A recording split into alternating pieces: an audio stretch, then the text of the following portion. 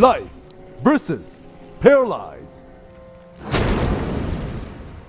Heavy rain in the map choice of ParalyzE. Life starting at the bottom of the map in blue. Came back into the best of 3 series and forced out game number 3. His opponent spawns to the top. In red for SKT1 is the Afro toss. It is ParalyzE. We've talked about this quite a lot, but this map's name just does not fit.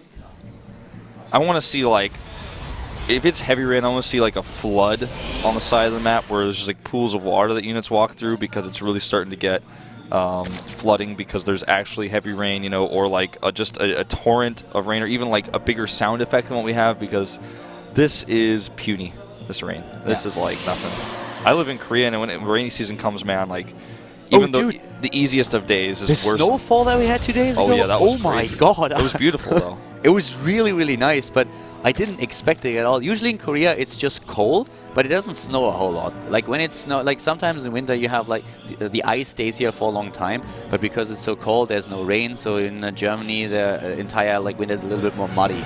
But at the same time in Korea, when it snows, it snows. Yeah. And in Seoul, like, there was nothing, there you go, and then suddenly there was this massive snowfall for like hours, and everything was white. It was absolutely beautiful, but so unexpected. I looked out the window and I'm like, what the hell is going on there? Well, it started snowing really lightly. I was like, oh, this is nice. You know, where I'm from, it doesn't really snow ever. And so I thought some of my friends at home might want to see it. So I posted a video to Instagram. Then, like, all my Twitter followers up like, I can't believe you think that's snow. And then an hour later, though, it started snowing like crazy. And I was so sad that I didn't take that video. And I felt if I took the second video, it just wouldn't feel right. So I didn't do it. But like, it started snowing like crazy. And now it's all ice around my apartment. And I'm trying not to fall and break my neck every time I go outside. Yeah, for me it's like I can't talk about the cold or like the snow at all, because like most people that I talk like I have a couple of friends that I play with these days and they're all from Alaska or from Canada, so every single time I talk about snow they just laugh at me. And yeah, I can't win that comparison, so I'm always like, yeah, it's cold here too, but I know guys it's worse for you. Yeah, I know that feel. I got mostly like a bunch of tweets from Canadians who are telling me, oh no, it's not cold, it's not snowy. Well, right now what we have in the game is not only a very, not greedy, but like very economy-based opening by Life once again with his hatch here, but at the same time also the ParalyzE player heading as fast as he could into a Nexus here. Well, I guess not as fast as he could, but pretty fast. I mean, as fast as he could with a gateway. Yeah. He goes gate Nexus core, exactly. And then second gas. Gets the core after the Nexus, now that he scouts what's happening. So, pretty fast Nexus nonetheless. I really like that Protoss has figured out that you can do this, because in Korea we're seeing just every single Protoss player like always go into... Can he? That's the question though, because we have a lot of lings. That Mothership core will... does he have it? He doesn't, right? He doesn't. The core because the core just finished. So he's starting it now, and speed is halfway done, and Life just says, what? No core before your Nexus? Have fun with my Zerglings. Well, you know what? I guess you might be right. Like, we'll see. This is still defendable, but it's going to be tough. It is, but we have a lot of links coming his way. The Mothership core coming out, now it needs the energy, but once that speed is done, Wolf, I think Life might just be able to do a lot of damage here. Well, he needs a wall. Oh my god, that's a round!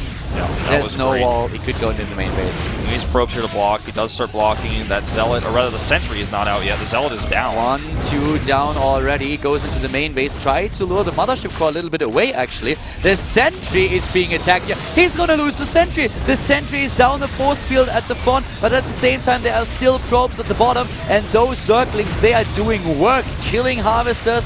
There is another pylon setup that he's trying to build to wall. ParalyzE is in so much trouble. Yep, that one force that he put with the Sentry actually hurt him more than helped him, because it meant that he couldn't make a pylon wall. There was no surface area there. There's now so it's many just probes versus Zerglings, and that Sentry's going to go down too. The Mothership core doesn't even know what to attack. He's just too slow, shooting way too slowly. Could actually drop a photon overcharge in 5 seconds. That would help out a little bit. Yeah, but only at one base, and another base would immediately being attacked, so he can't drop the photon overcharge here, but that only means that he's going to lose his expansion, I guess. Well, I feel Life is going to go for the game. Screw the expansion. I want to win it right now. And we've seen actually Life lose games because he overcommits, but in this case, I think it's pretty much already done. Every single time I see that style from Life, I always picture him just being in the booth and just screaming like, rah! And he doesn't really do it, he just looks calm and collected, but I would go crazy if I was in such a position. He's actually going into the main base here. He doesn't even have to do this. He's already eliminated all but 6 Harvesters. and I think he's just going to go for pylons. He could even try to kill the Nexus, actually. Yeah. He could even try to kill the Nexus, and that's what he does. There are only 6 harvesters left, Wolf, against 24. That's 7 supply for ParalyzE. He just lost the series. Yep, oh my god. Game over, man. No Daedalus point, and there you go. Goes GG. into gateway, expand, and Life says, nope, not on my watch. GG, and Life takes it with the 2-1. Takes a 2-1, not using Daedalus point to his advantage. Something that still shocks me. But you know what? Solid play, and it's on his opponent's map pick he decides to do this. And only at the time where I said, oh, if Prosper can probably do this. I even said, Prosper's figured out they could do this, and then Life said, no, shh, no, they can't. Watch, I'll show you. Yeah, well, the thing is really, back then in the days when Grobby was playing Orc in Warcraft 3, when he like just bloodlusted and went down around, I always imagined him like screaming with like foam at the edges of his mouth. Every time I see Life going for such an aggressive play, I imagine him being a little bit like the Tasmanian devil and just screaming on the top of his lungs. Turns out he doesn't even crack a smile, but he takes down ParalyzE here, and that was so super aggressive. Seeing the build and immediately like, you know, with my build, with my early gas, as soon as I have speed, you're going down, buddy. Yeah, Beautiful surround on that Zealot on the other hand. I mean, it was not just that he A-moved to the top left. Sniping that Zealot was super important, and he did it immediately.